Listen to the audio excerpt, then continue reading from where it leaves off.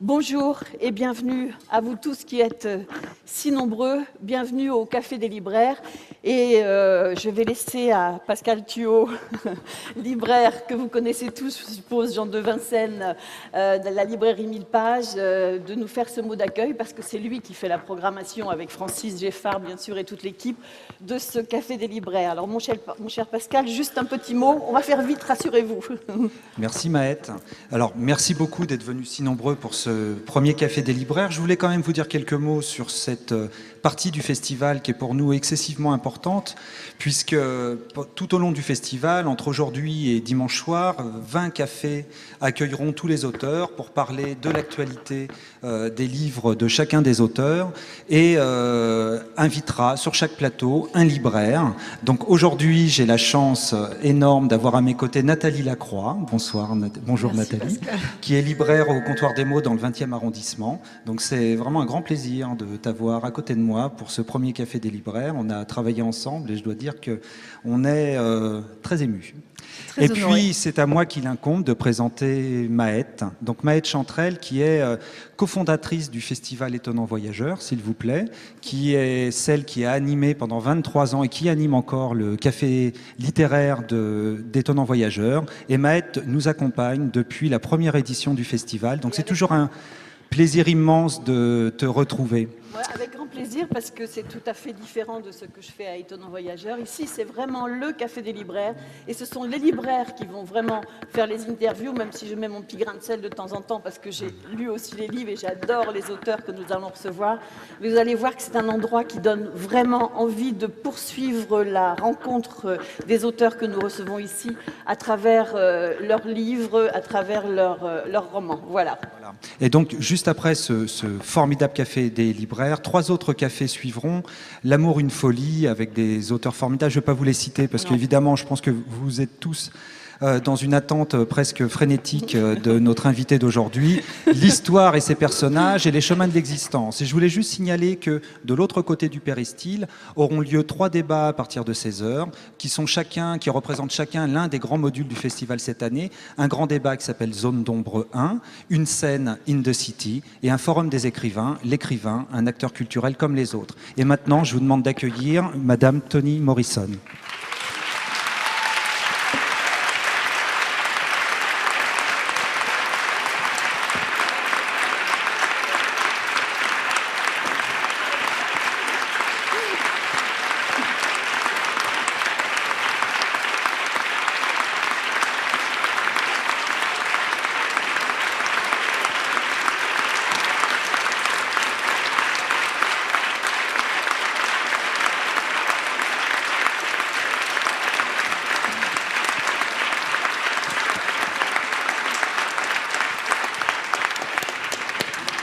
Voilà, voilà, c'est un grand bonheur et un grand honneur pour vous tous, pour tout le festival America qui fête ses 10 ans et sa 6e édition. Et puis je voudrais que l'on accueille aussi notre première interprète sur le plateau. C'est Dominique Chevalier qui est aussi la responsable de tous les interprètes du festival qui viennent bénévolement assurer ce travail extraordinaire. Voilà, c'est le Café des Libraires. Ma chère Nathalie, c'est à toi. Je vais commencer par vous dire quelques mots sur Madame Toni Morrison. J'imagine que vous la connaissez bien, mais il est toujours bon de le rappeler. Madame Toni Morrison est 8e femme, malheureusement seulement, et seule femme noire prix Nobel de littérature qu'elle a eu en 1993. Elle est née en 1931 à Lorrain, dans l'Ohio, dans une famille ouvrière de 4 enfants. Elle a fait des études de littérature et, c'est important de le souligner, une thèse sur Faulkner et Virginia Woolf. Elle a été professeure de littérature, puis éditrice chez Random House, où là, je voudrais juste souligner qu'elle a publié 2 autobiographies extrêmement importantes, l'autobiographie de Mohamed Ali et l'autobiographie d'Angela Davis. Son premier roman, elle l'a écrit à 38 ans, L'œil le plus bleu, puis Soula en 1973, qui a rencontré tout de suite le succès, Le Chant de Salomon en 1977, Tar Baby en 81, Beloved en 87, qui a eu le prix Pulitzer, qui est la distinction la plus importante aux États-Unis, Jazz en 1992, Paradis en 98, Love en 2003, un don en 2009, et on y viendra après, son 10e roman dont nous allons parler aujourd'hui, Home. Donc ces livres sont traduits en 50 langues. Ils sont tous édités en français chez Christian Bourgois, donc vous pourrez les retrouver tous sur le Salon du Livre, évidemment. Ça, c'est mon côté libraire, je ne peux pas m'empêcher de vous le dire. Deux petits mots sur ce qu'écrit Toni Morrison. Depuis les années 70 et depuis son premier roman, elle raconte l'histoire de la communauté noire américaine. Mais elle la raconte à sa manière à elle, c'est-à-dire d'une manière extrêmement sensible. Elle n'explique jamais, elle ne démontre pas, elle nous fait en fait ressentir ce que peut être la condition noire américaine. Ces personnages sont pour la plupart et même presque tous des gens ordinaires, des gens de tous les jours. Elle rejette complètement les conventions raciales et c'est certainement ce qui fait aussi l'universalité de ses romans. Elle n'est jamais dans la victimisation, évidemment, et il n'y a pas de tentation communautaire. On parlera peut-être de sa langue tout à l'heure si on a le temps, parce qu'il y a tellement de choses à dire sur ses livres, et notamment sur son dernier livre où elle rassemble énormément de thématiques. Mais évidemment, elle a une langue extrêmement poétique et elle a une manière de traduire la langue vernaculaire noire américaine qui est extrêmement belle, c'est-à-dire de nous faire ressentir comment aussi quel est ce parler-là. Voilà, je ne vous en dis pas plus, je vais laisser Pascal vous raconter peut-être, enfin vous dire 2 mots de Home. Alors, je ne vais pas vous raconter l'histoire de Home, mais vous en dire 2 mots. Home, ce dernier livre, est l'histoire de Frank Monet. Frank Monet est un jeune homme noir qui revient totalement brisé de la guerre de Corée, à laquelle il a participé, et on découvrira dans ce livre combien cette guerre lui a valu des instants pénibles qui le laissent totalement stupéfait. Il rentre aux États-Unis avec une idée très précise. Il doit absolument retrouver sa sœur qui vit une situation extrêmement délicate, quelque part, sous la main extrêmement malveillante d'un homme dont on découvrira quel est son projet absolument terrible. C'est l'histoire racontée à 2 voix, celle de Frank Monet et celle d'un narrateur qui surplombe un petit peu cette histoire. C'est l'histoire de ces années 50 où se dessine le futur combat qui va aboutir à un élan de libération, le combat pour les droits civiques. C'est l'histoire d'une famille qui a vécu l'humiliation totale de la ségrégation et dont les enfants veulent absolument pouvoir échapper à cet état qui les laisse tous dans une situation extrêmement terrible. Voilà ce qu'on peut dire de ce livre. On va aller plus avant et je laisse Nathalie poser la première question à Toni Morrison.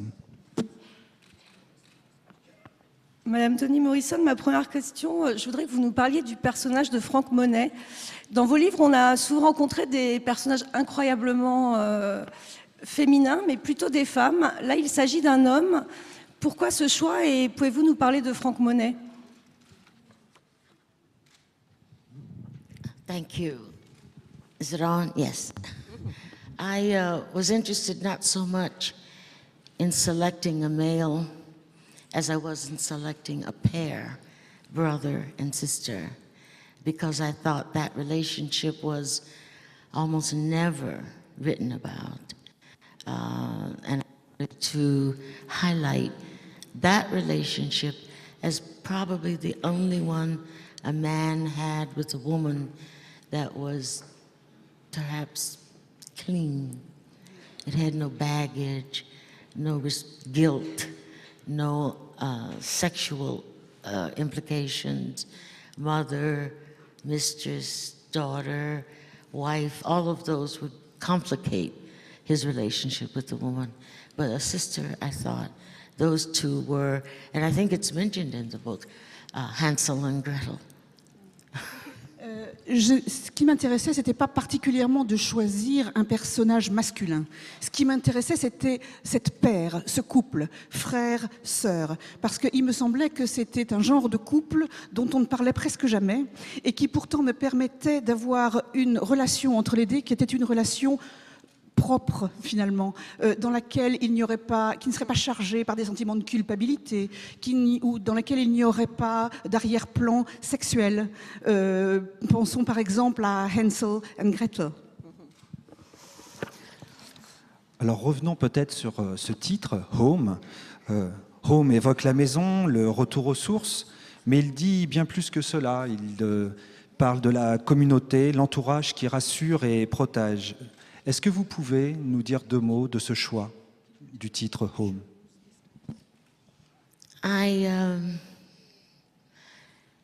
Actually, I didn't choose the title, but I'm very bad En at réalité, je n'ai pas titles. choisi ce titre. Je suis très très mauvaise pour les titres. But I have a splendid editor who encourages me to think more broadly.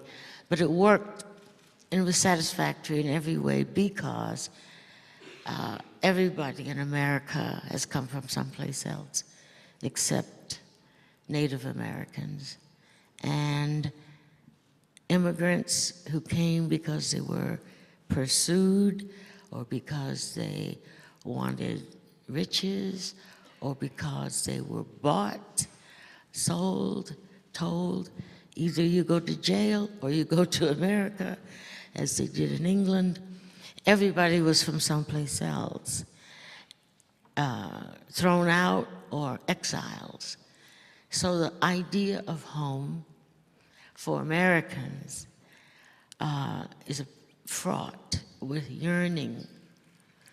It's a romantic place. It's a kind of utopia, just out of reach. So it's less a place than a mental state that you acquire when you are in a place where you are safe and nobody's after you and people will help you. Donc c'est un titre que je n'ai pas véritablement choisi, mais finalement j'ai une merveilleuse éditrice qui me permet en permanence de m'élargir. Et donc c'est en réalité tout à fait satisfaisant parce que le principe de l'Amérique, c'est que tout le monde vient d'ailleurs.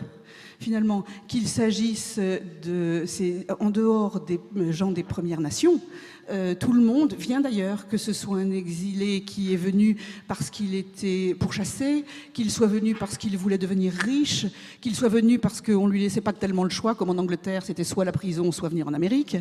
En tout état de cause, quelqu'un qui vient en Amérique a une notion de ce que c'est que le chez-soi, le home, qui est une notion qui est empreinte de nostalgie et d'envie, parce que c'est plus qu'un lieu, c'est un état mental, ce lieu imaginaire, cette utopie dans lequel on se sent en sécurité et protégé. Alors, je voudrais juste vous lire un petit extrait de ce texte qui se trouve au tout début du livre et qui est très beau. Je vais prendre seulement les 4 dernières strophes.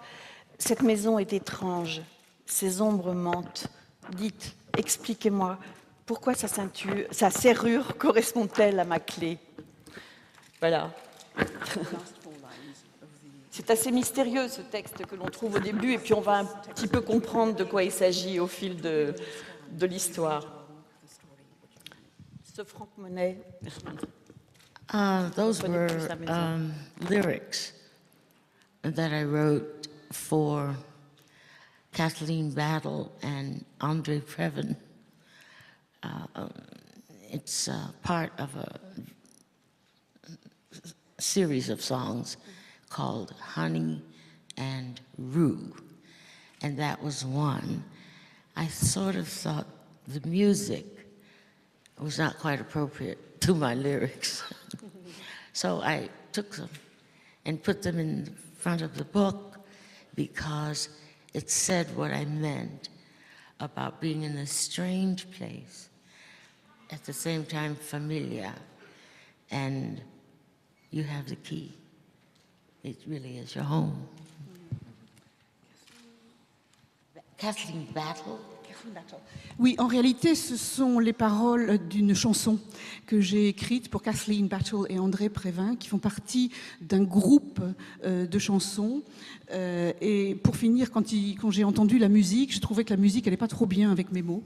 Ce qui fait que j'ai retiré ce poème et que je l'ai mis au début de mon livre parce que je trouvais que justement, il correspondait bien exactement à cette idée qu'on est dans un lieu qui est à la fois étrange, étranger et familier, et que finalement, on a la clé pour l'ouvrir.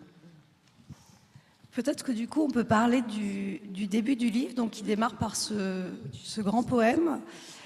Et la première scène du livre est une scène absolument magnifique, extrêmement mystérieuse, où on retrouve Franck et sa sœur Si, et une bataille de chevaux. Est-ce que vous pouvez nous parler de cette première scène ? On parlera pas de la fin, mais elle se reboucle à la fin, mais on dira rien sur la fin du livre.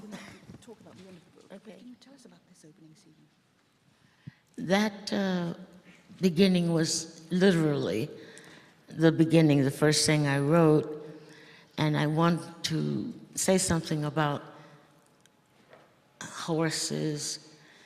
I didn't know how they fought, so I had to get some film and look and language, because I wanted those three things that he loved and admired in that place: beauty, brutality, and manhood.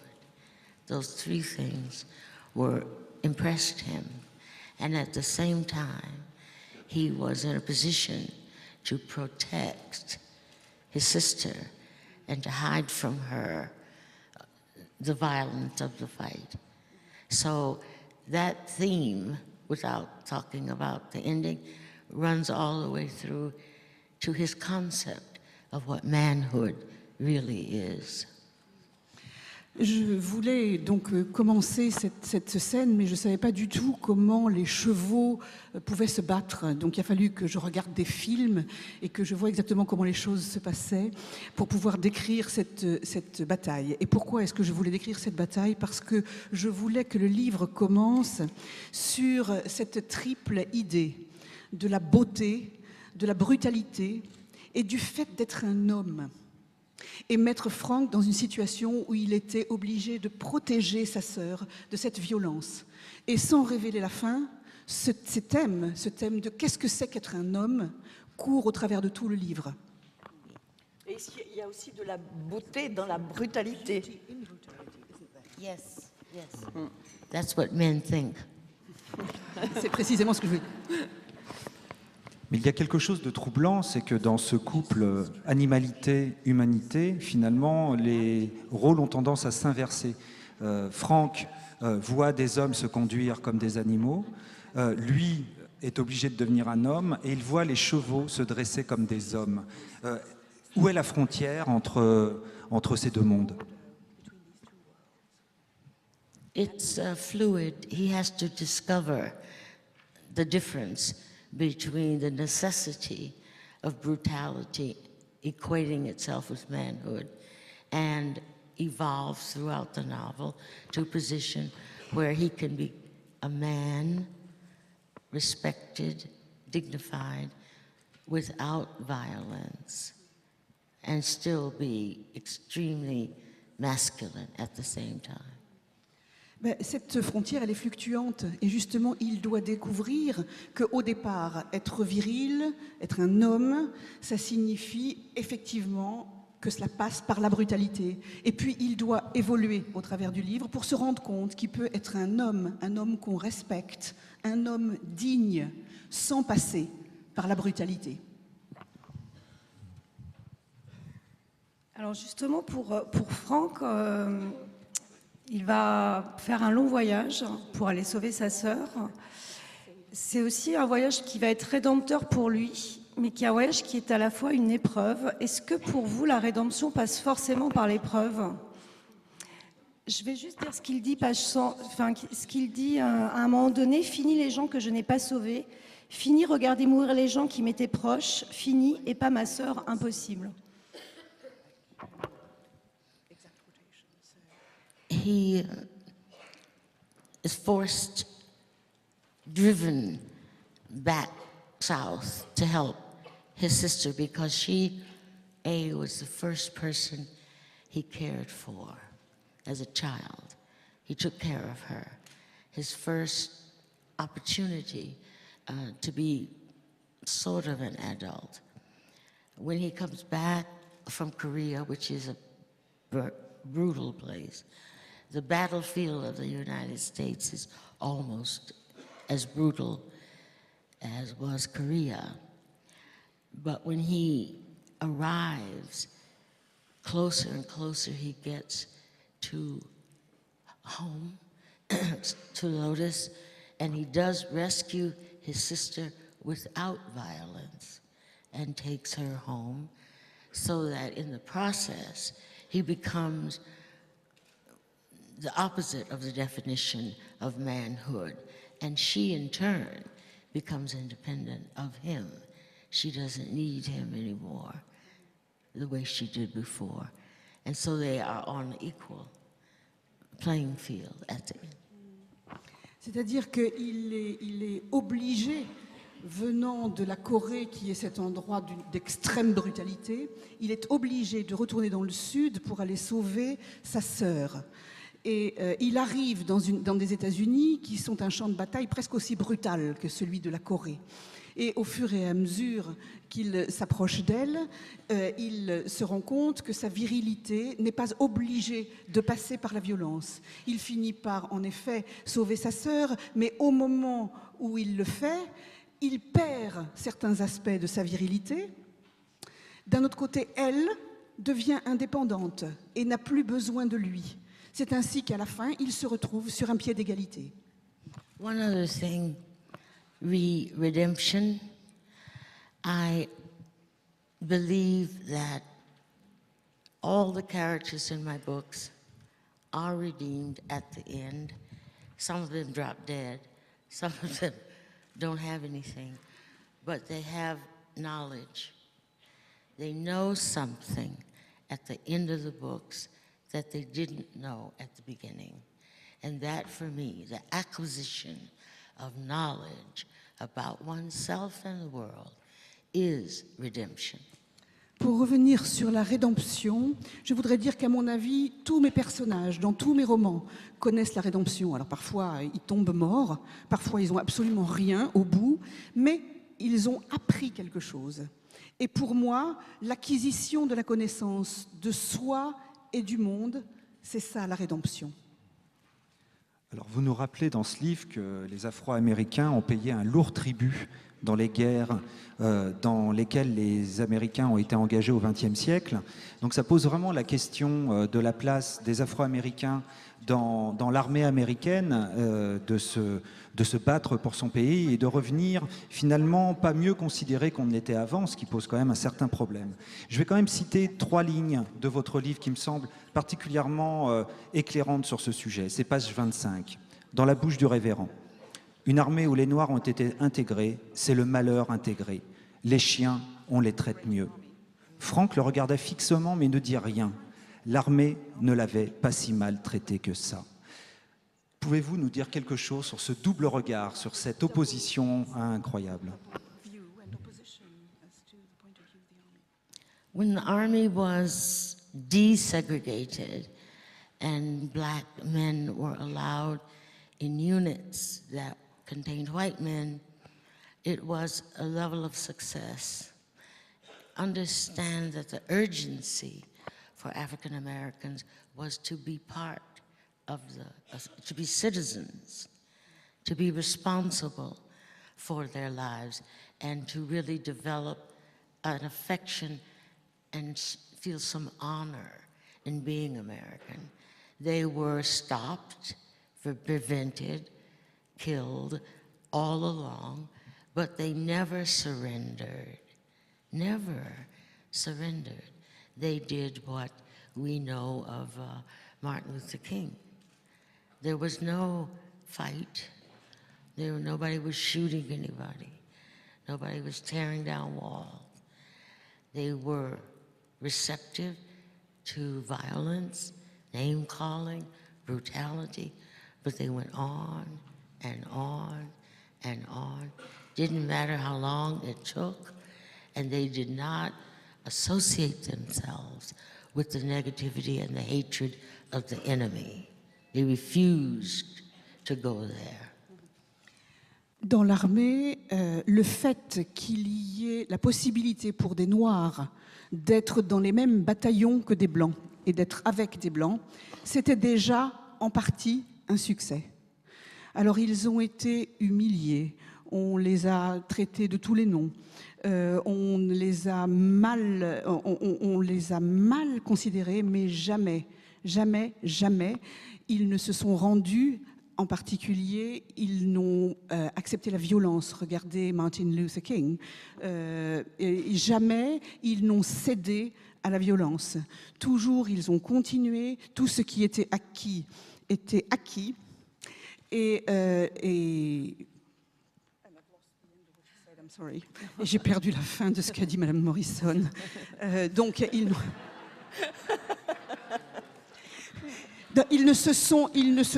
n'ont jamais considéré qu'il fallait aller vers la haine et la violence et considérer l'autre comme un ennemi. Ce qu'ils voulaient, c'était être américains et avoir une fierté et un honneur à être américains.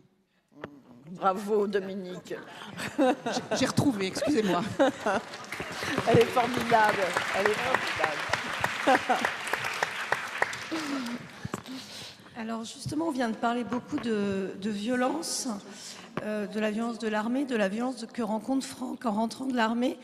Mais moi, je voudrais aborder un autre point, c'est cette incroyable solidarité qu'il va rencontrer sur son chemin. Il fait un long chemin, un chemin qui est dangereux, il traverse les États-Unis, c'est interdit. Il rencontre une solidarité incroyable et notamment, il a un guide qui s'appelle le guide de Green. Est-ce que vous pouvez nous en dire plus ? Oh, yes, the Green Book. It was like traveling in the United States for African Americans in the 50s, and sometimes later, and certainly before, was dangerous because you had to watch, see where you could eat, sleep, relieve yourself, all of these things. And you could be picked up for nothing as a vagrant, whatever, just standing around. But the redemption and the beauty was very much like the Underground Railroad, where you can count on other African Americans who, at that time, they were strangers, but they always stepped forward, always helped, guide you, tell you where the best place was. I experienced that personally myself the first time I went south into dangerous territory. The black people there were the ways in which you survived. They knew each other, they helped you, they took you in, they gave you food, clothes, whatever. So that my recollection of the South is a great deal of pleasure and comfort and delight, not because of the white netherworld of hatred and violence, but because of the love and the generosity of the black people who lived there. Oui, alors ce livre Green était effectivement un guide pour les Noirs sur comment voyager et traverser les États-Unis. C'est une époque où c'était littéralement dangereux de voyager pour un Noir aux États-Unis, puisqu'il fallait trouver l'endroit où on avait le droit de manger, l'endroit où on avait le droit de dormir, l'endroit où on avait le droit d'aller aux toilettes, et on pouvait vous ramasser et vous considérer comme vagabond et vous coller en prison, ou pire, simplement, absolument pour rien, on pouvait vous ramasser à tout moment. Mais en même temps, ce qui est absolument extraordinaire, c'est cette incroyable solidarité des Noirs, des gens parfaitement étrangers, vous disaient où aller, vous disaient quel était le meilleur coin où dormir. J'ai fait cette expérience moi-même quand je suis allée pour la première fois dans le Sud. Je garde de mon voyage dans le Sud un souvenir absolument ébloui et très, très, très proche à mon cœur, parce que je me souviens non pas de cette espèce de monde souterrain et haineux des Blancs, mais je me souviens de cette solidarité incroyable des gens qui vous ramassaient, qui vous donnaient à manger, qui vous faisaient dormir. Ça ressemble beaucoup au fameux Underground Railway, le fameux rail souterrain, enfin qui s'appelait ainsi, qui permettait lors de l'esclavage aux esclaves de pouvoir s'enfuir vers le nord. Cette chaîne de générosité et de solidarité. Oui, ça c'est assez frappant dans le livre aussi, et on découvre les personnages et toutes ces rencontres qu'elle va faire, mais ce qu'il faut dire aussi, c'est que vous entamez le chapitre 4 par cette phrase « Une grand-mère méchante est l'une des pires choses qu'une fillette puisse avoir. Les mères sont censées vous donner la fessée et vous commander pour que vous grandissiez en sachant distinguer le bien du mal. Les grand-mères, même quand elles ont été dures avec leurs propres enfants, sont indulgentes et généreuses envers leurs petits-enfants. Pas vrai?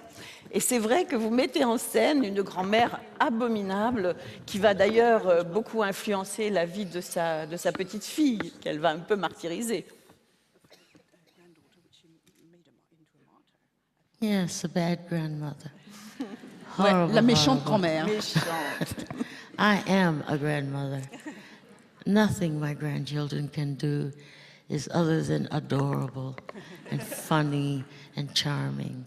So I think grandmother's job is to be wise, if you can, but certainly to approve and delight in your company. Parents, be strict, but grandmothers, no. Et oui, je suis une grand-mère moi-même, et rien de ce que peuvent faire mes petits-enfants n'est autre que beau, sympathique et charmant. Les parents, ils peuvent être stricts, leur boulot c'est d'éduquer les enfants, mais le travail d'une grand-mère, c'est d'être sage, si elle le peut, et toujours, toujours d'être dans l'approbation. Alors Tony, je ne sais pas si la réputation de cet immense humoriste français est arrivée jusqu'à vous. Il s'appelait Coluche. Il a dit une phrase très juste, qu'on peut méditer très longuement, c'est « l'argent ne fait pas le bonheur des pauvres ». Il se trouve que votre personnage s'appelle Franck Monet et que d'argent, il n'en a pas. Il débute ce livre avec rien et il le finira avec pas grand-chose. On relèvera, page 21 dans votre livre, la phrase du révérend Locke qui lui dit « Est-ce qu'il a de l'argent, le frère Monet ?» On connaît la réponse. Et puis Franck, page 47, qui dit « Ce qu'il y a d'insensé, c'est notre nom de famille, Monet, l'argent qu'on n'avait pas. » Et puis il y a ce dialogue extrêmement savoureux, une sorte de petite pointe d'humour au milieu de cette traversée douloureuse. « Ah vieux, tais-toi donc, nous on a vécu dans une glacière. » Bah, elle était où la glace? On l'avait mangée. Tu parles! J'ai dormi sur tellement de planchers que la première fois que j'ai vu un lit, j'ai cru que c'était un cercueil. What's about the money? Well, the irony of the name was important to me. Also, I was remembering a little town in Mississippi called Money, Mississippi. And it's where the killers of Emmett Till live, in a little town called Money, Mississippi. And it was just, full of irony and meaning for me. But the real thing is that being poor required skill, it required resilience and creativity, and above all, humor, like those men who are exaggerating the level of their poverty, and they're laughing and laughing about how serious it was. Humor is agency. It is power. And for me, the humor is important under duress. And also, my books are like the music. I wanted my books to do for readers what African American music has always done. Thank you. Oui, alors, l'argent. Il faut bien comprendre que ce nom, d'abord je voulais parler de l'argent et de la pauvreté, mais d'autre part, j'ai pensé à la petite ville de Money, Mississippi. C'est dans cette petite ville qu'habitaient les gens qui ont tué Emmett Till. C'est un jeune garçon de 12 ans qui a été assassiné pendant la période de la ségrégation, encore une histoire épouvantable, de Blancs qui ont assassiné un jeune garçon qui n'avait rien fait, qui avait regardé une femme dans la rue. Donc le nom de cette petite ville déjà était extrêmement évocateur. Mais plus que ça, je voulais parler de la pauvreté parce que quand on est pauvre, on a intérêt à être d'une part habile, on a intérêt à être résilient, on a intérêt à être créatif et on a par-dessus tout intérêt à avoir de l'humour. Et c'est vraiment la chose que j'ai voulu mettre en avant dans ce dialogue. Ils exagèrent leur pauvreté, évidemment. Ils en rient, parce que c'est le meilleur moyen de ne pas en pleurer, bien entendu. Et cet humour, je voulais absolument qu'il soit présent, parce que dans mes livres, ce que je veux aussi qu'il y ait, c'est la musique. Je veux que mes livres rendent compte, pour les lecteurs, de la musique noire. Et je le fais ainsi. Avant de parler de la musique, mais c'est Pascal qui en parlera. Moi, je voudrais qu'on parle un peu des femmes. Parce qu'il y a quand même des personnages féminins absolument magnifiques. Et il y a surtout quand Si revient qu'il faut la soigner, il y a une communauté de femmes qui va être autour d'elle et qui va soigner Si. Et il y a Mademoiselle Ethel. Et je voudrais vous lire un petit passage où Mademoiselle Ethel parle à Si. Tu vois ce que je veux dire ? Ne compte que sur toi-même. Tu es libre. Rien ni personne n'est obligé de te secourir à part toi. Sème dans ton propre jardin. Tu es jeune, tu es une femme, ce qui implique de sérieuses restrictions dans les deux cas, mais tu es une personne. Ne laisse pas Lénore, ni un petit ami insignifiant, et sûrement pas un médecin démoniaque décider qui tu es. C'est ça l'esclavage. Quelque part au fond de toi, il y a cette personne libre dont je parle. Trouve-la et laisse-la faire du bien dans le monde. Pour moi, c'est une description de l'esclavage qui est totalement universelle, quelle que soit la couleur de la peau. Est-ce que ces mots, vous les attribuez aussi plus qu'à votre personnage ?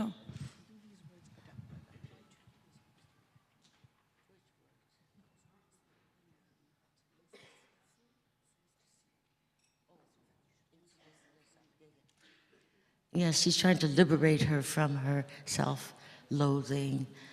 Those women do not tolerate self-pity. They do not tolerate whining. They will comfort you, they will heal you, they will love you, and they will instruct you. But don't slobber, don't feel as though you are the last person on earth to ever receive constructive love. They're very important in her process of healing, and they don't want men involved in what they're doing to heal her. Very strong, and they represent for me the opposite of the real grandmother, the evil, wicked witch grandmother. And these are the true citizens of the community, the true citizens of home.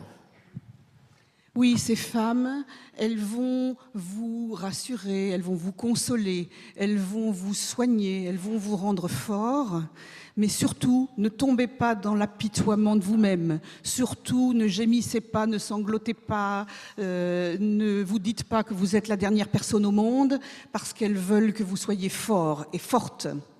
Et c'est une affaire de femmes, en effet. Elles ne veulent pas qu'il y ait des hommes autour, mais elles vous soigneront et elles vous redonneront la santé.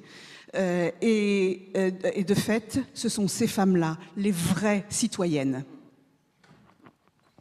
Alors effectivement, moi je voulais qu'on rebondisse sur cette idée de la musique. Vous êtes extrêmement célèbre pour aussi un autre roman qui n'est pas Beloved, mais qui est Jazz, qui est un roman qui finalement nous fait vivre ce qu'a pu être la vie des musiciens de jazz et surtout la vie de cette musique. C'est un moment très particulier dans la vie d'un lecteur que de ressentir pleinement le jazz presque dans ses veines.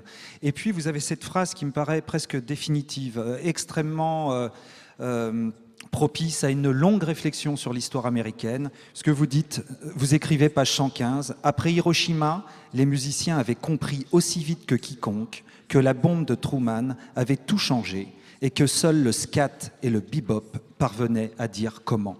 Une phrase absolument extraordinaire. Est-ce que vous pouvez développer un petit peu autour de cette phrase qui dit déjà tant de choses? I thought the changes in African American music have always been significant. Music is the way we spoke because we were silenced. So music was the way in which we talked to one another. The spirituals were in code. They could tell you down by the riverside, that's where they were going to meet in order to escape the plantation. But it sounded religious and wonderful. From spirituals, you get gospel, blues, another form of information.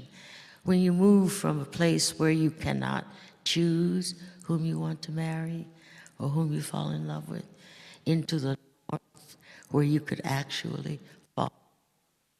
Even though it didn't work out, the singer was still happy. When I lost my baby, I almost lost my mind. But it's with joy that he could even make a choice.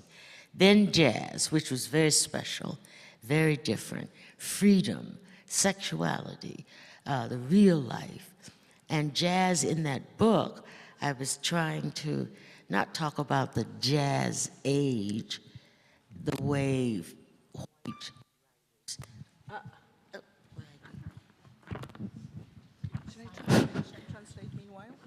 J'en profite pour traduire. Donc, la musique, oui, c'est excessivement important parce que la musique, c'est notre voix.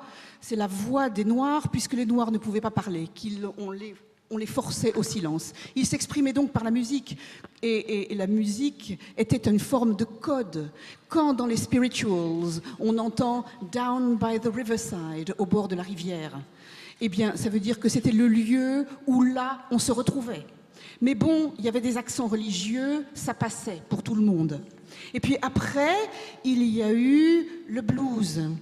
Et le blues, c'est déjà tout à fait... Il y a eu les spirituals, donc le religieux qui permettait de faire passer bien des messages. Puis le blues. Alors là, c'est déjà une expression de liberté, puisque si on est dans le Sud, on ne pouvait pas se marier avec qui on voulait, on ne pouvait pas aimer qui on voulait. En tout cas, en passant au Nord, même si ça se terminait mal, on avait... Et donc, si on chantait le blues, j'ai perdu mon ami et j'en ai presque perdu la tête, n'empêche qu'on le disait avec une certaine joie parce qu'on avait eu le droit de l'aimer, cet ami-là. Et puis après est venu le jazz. Alors le jazz, c'était encore autre chose. C'est la liberté, en particulier la liberté sexuelle qui s'exprime. Et puis... Yes. And the musicians, I think it works. You did that one, okay. The musicians were always ahead of everybody in terms of interpreting the culture and the changes. They were way ahead.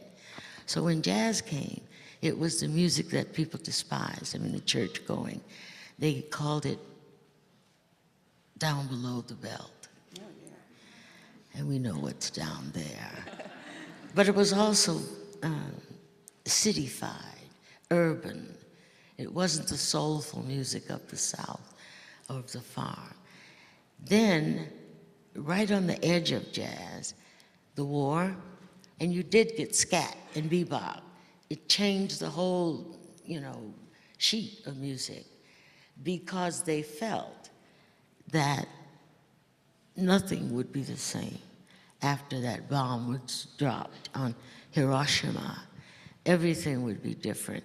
And they got it early and began to, I don't even know how to describe it, but it was a distortion of, melody, playful, dangerous, hard, difficult to hear, all those things that were disruptive.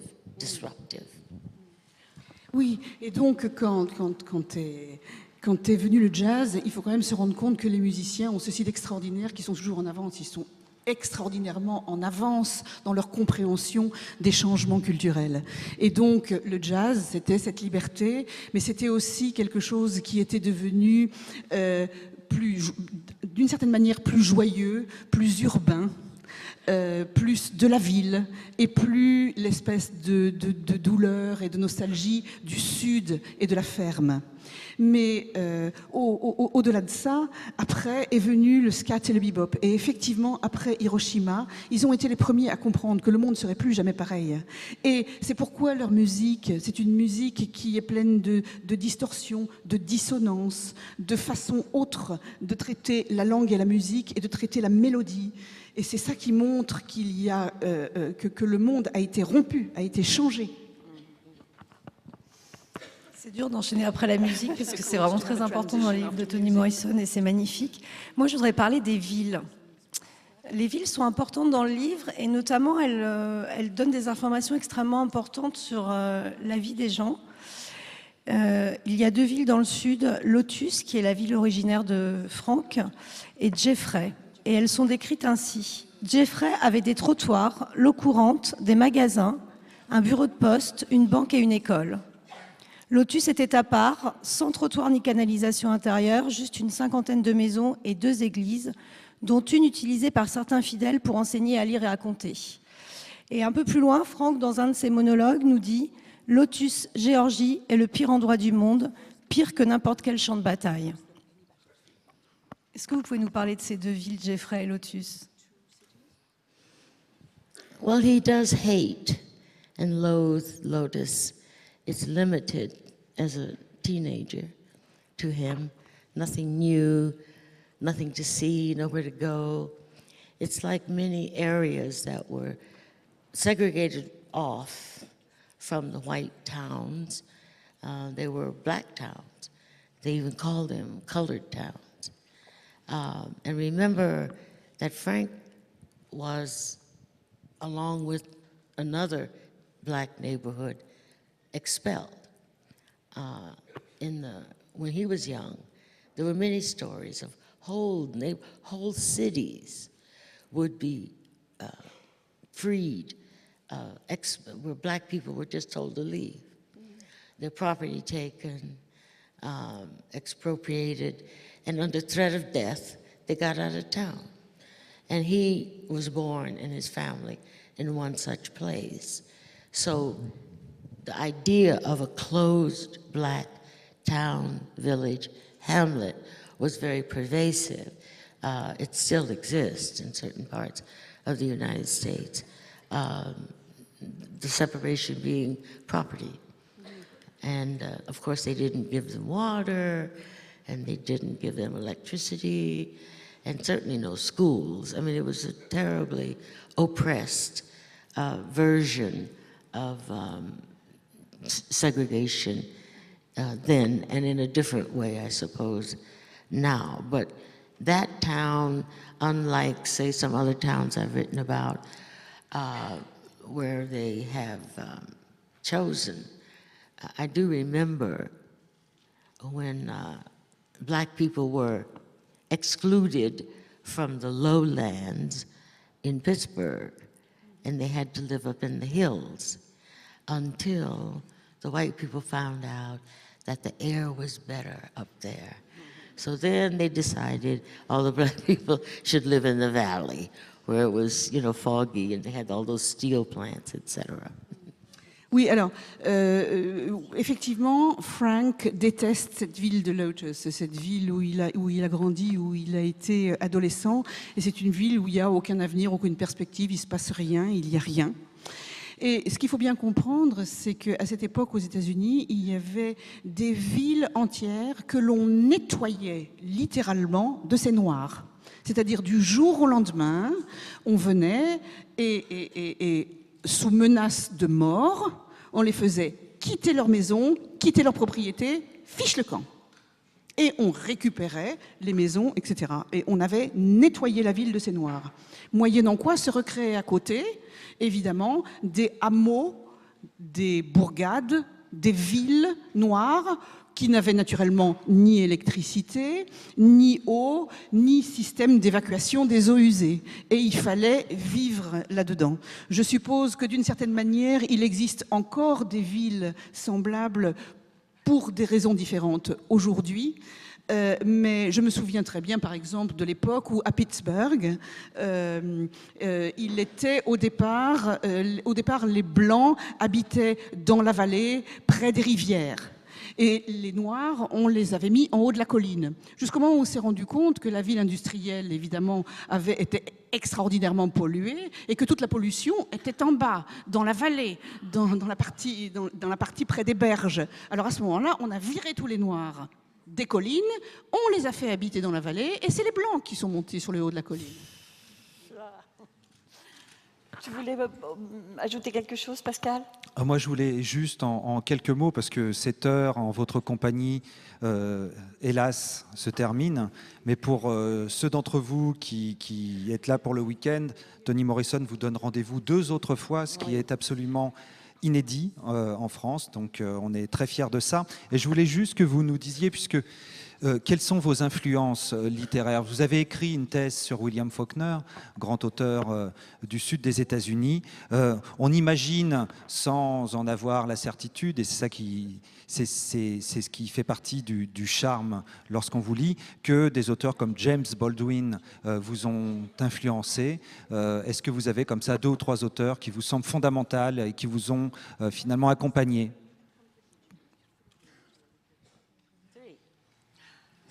Il y en a 3. Faulkner, sorry. Faulkner, I think he was really affected with black culture. You can feel it in the rhythms of his writing, the way in which he describes and relates to black people, even back then in the 40s. So that was of interest to me as a scholar. James Baldwin, very important to me. Primarily the essays.